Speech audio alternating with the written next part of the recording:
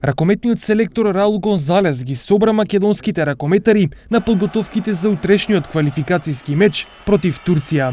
Штипјанецот Мартин Поповски е меѓу избраниците на Гонзалес на мечот во кој Македонија важи за фаворит. Според капитенот Лазаров, Македонија е апсолутен фаворит и во групата. Знаеме дека на Европското првенство 2020 за прв пат учествува 24 репрезентации. Можам слободно да кажам, мада во спортот никогаш не се знае, дека овој пат можеме слободно да се пригласиме за фаворити за пласман на европско надпреварување. Последните два надпревари со максимален респект према сите репрезентации, према Турција, на кој што ќе видиме домаќини, према Грција во Кажани, иако сме фаворити, ни треба максимален пристап за да можеме да рачунаме на максимални 4 бода и 2 победи. Оптимисти за утрешниот надпревар се и останатите репрезентативци. Се надеваме на добар старт. Фаворити сме во овие први два надпревари што ги играме. Не треба се потцени еден противник, нели?